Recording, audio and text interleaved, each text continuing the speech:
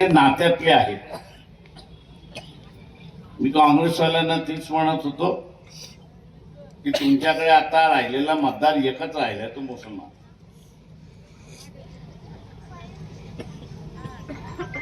तुम्ही आतापर्यंत शरद पवारांच्या नादी लागला, म्हणजे दाऊद इब्राहिमच्या नादी लागला, आणि म्हणून तुमची ही हालत झाली.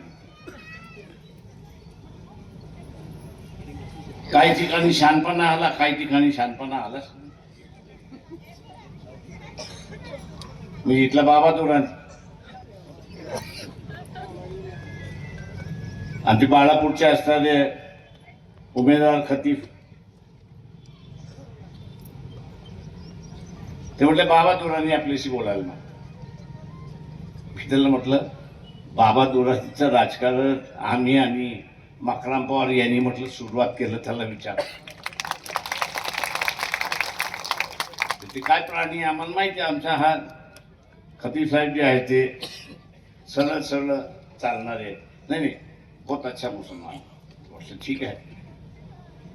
त्यांनी त्या खतिफांचा उपयोग करून घेतला, एका पक्षातून घेतले, काँग्रेस पक्षाचा अध्यक्ष घेतलं आणि काँग्रेसलाच वाट लावायला निघाले. त्याची गोष्ट त्याच्यामुळे इथल्या असताना मुसलमानांना माझं आव्हान आहे, इथल्या मुसलमानांना माझं आव्हान आहे की काँग्रेसकडे आता काही राहिलेलं नाही.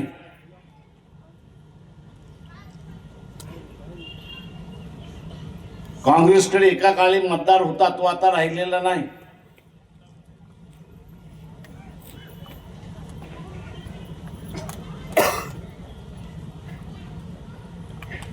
तेव्हा उद्याच्या असणाऱ्या ह्या व्यवस्थेमध्ये सेक्युलर विचाराची जपवणूक झाली पाहिजे.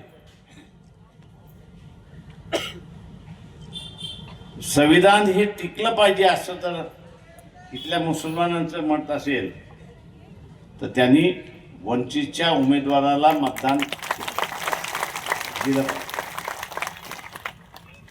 इथले जे उलेमा उकरामा आहेत त्या सगळ्यांना माझी असणारी विनंती आहे की मुस्लिम समाजामध्ये असणारा राजकीय नेतृत्व नाहीये, काही ठिकाणी उभरते अशी असणारी परिस्थिती आहे.